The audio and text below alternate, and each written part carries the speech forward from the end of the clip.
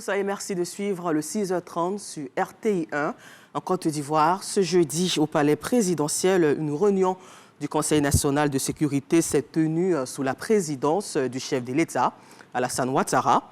À l'ordre du jour, la situation sécuritaire générale.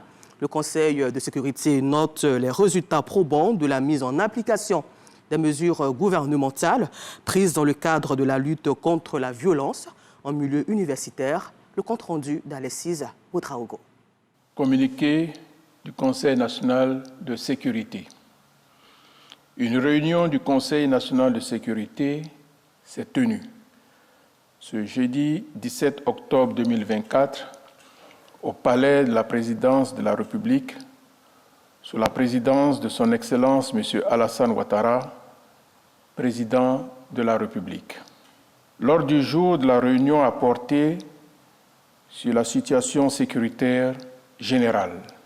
À la suite de la présentation du ministre de l'Intérieur et de la Sécurité, le Conseil national de sécurité note avec satisfaction que depuis sa dernière réunion, la situation sécuritaire générale connaît une nette amélioration sur l'ensemble du territoire national. En effet, l'indice général de sécurité est passé de 1,5 en juin 2024 à 1,2 au mois de septembre de la même année, soit une baisse de 20%. Ce bilan satisfaisant traduit une fois de plus l'efficacité des nombreuses opérations de sécurisation régulièrement menées dans notre pays par les forces de défense et de sécurité. À titre illustratif, ces opérations ont permis, sur les mois d'août et septembre 2024, la saisie de diverses drogues, dont plus d'une tonne de cannabis, la saisie et la destruction de nombreux matériels liés à la pratique de l'orpaillage illégal, notamment des dragues, des motopompes, des pelleteuses et des générateurs électriques. L'interpellation de plus de 600 individus impliqués dans des actes délictueux tels la consommation de stupéfiants, la cybercriminalité et le non-respect du code de la route. Le Conseil national de sécurité se félicite par ailleurs de la baisse d'environ 31% du nombre d'accidents de la circulation qui est passé de 1833 en juin 2024 à 1403 en septembre 2024.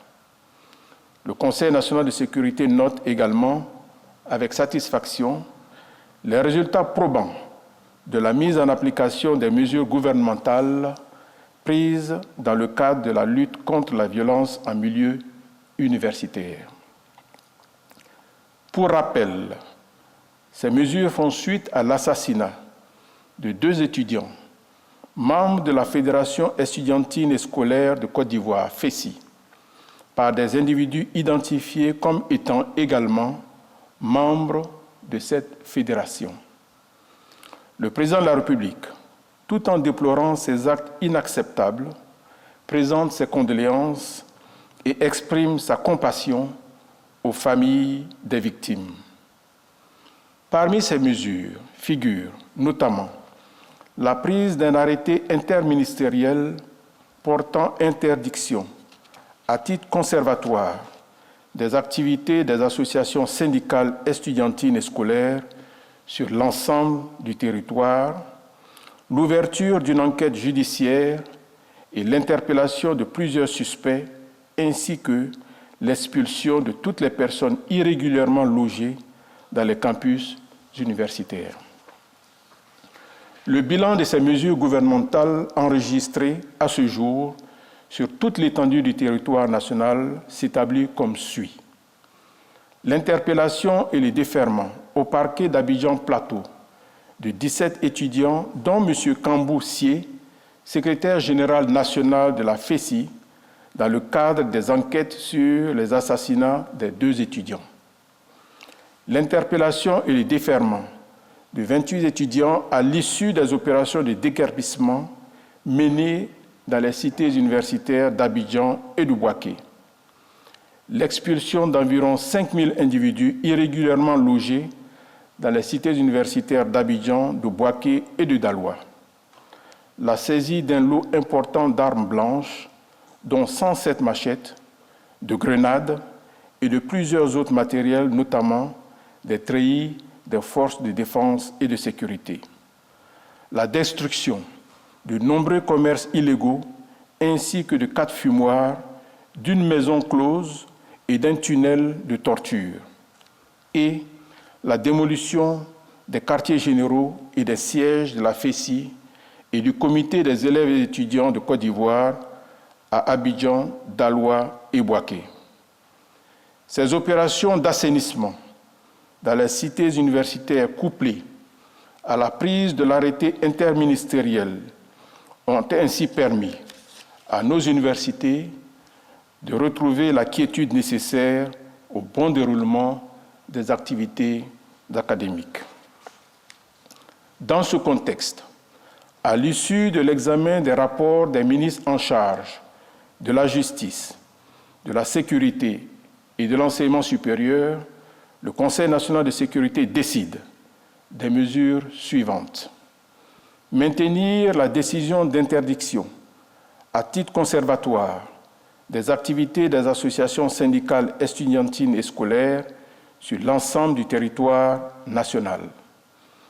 Procéder à l'arrestation dans les meilleurs délais de toutes les personnes impliquées dans le meurtre des 2 étudiants en vue de les traduire devant les tribunaux.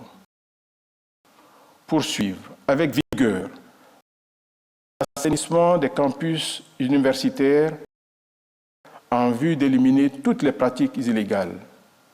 Maintenir une présence policière sur les campus à risque afin de restaurer un climat de sécurité propice à la bonne administration d'un enseignement de qualité.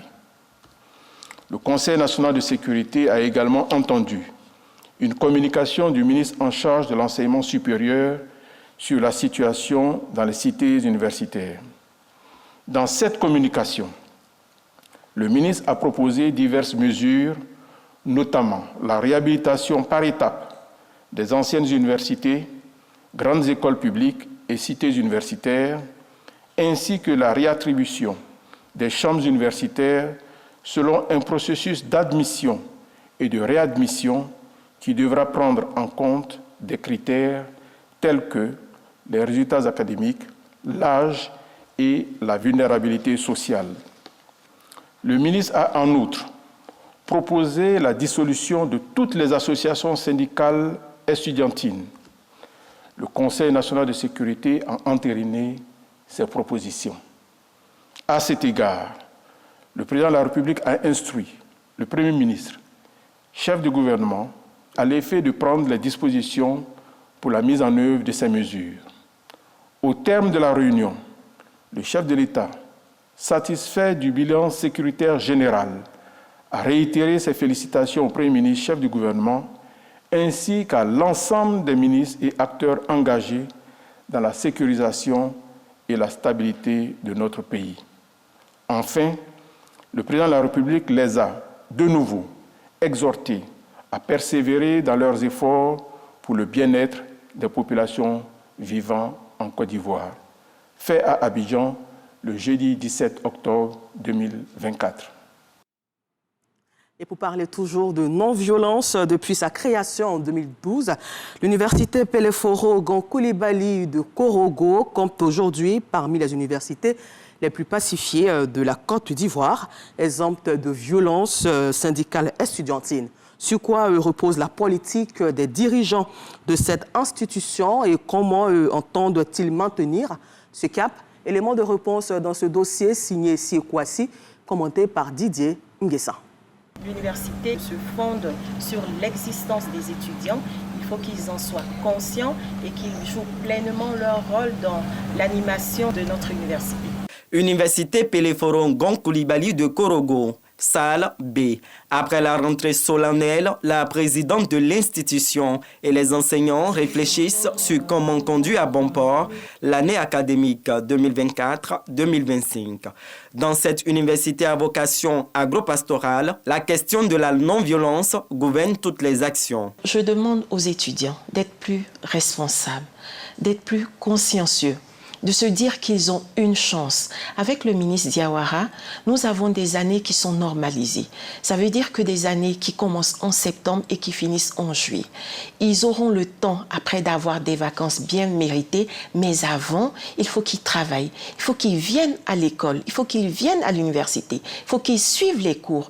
Et le domaine universitaire, c'est un domaine qui est fait pour apprendre. À l'université de Korogo, les étudiants ont été profilés pour servir de modèle à leurs camarades du reste du pays. Une philosophie qui cadre bien avec la vision du gouvernement. Avec l'université Peleforo-Gon Coulibaly, nous les étudiants, nous avons droit à l'expression.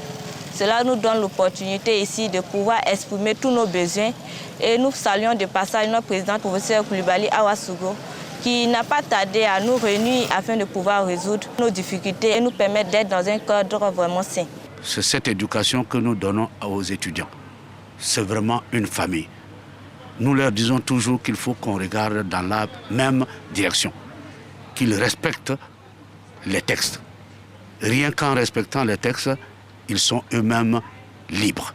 Dans les rangs du personnel, on s'attelle à faire de cette identité remarquable une fierté nationale. On a vraiment fait des efforts dans ce sens avec des professeurs d'université qui animent notre centre d'écoute et qui élisent les tuteurs qui encadrent ceux qui viennent en première année.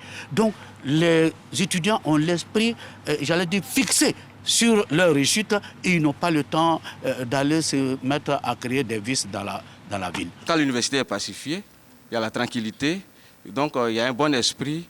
Les étudiants sont disposés à apprendre, les enseignants aussi sont disposés à donner le meilleur d'eux-mêmes pour que les étudiants puissent mieux comprendre et faire de bons résultats. Dans les cités universitaires de Korogo, cette politique fait son petit bonhomme de chemin. Pas question de perturber le calme instauré par les dirigeants de l'institution. Le domaine universitaire, c'est un domaine qui est fait pour apprendre. Donc, je les exhorte vivement que cette année soit une année excellente sur le plan académique, sur le plan social. Depuis que je suis là, il n'y a pas eu de grève. Ça fait 2 ans maintenant. On travaille bien ici. Il n'y a pas de violence.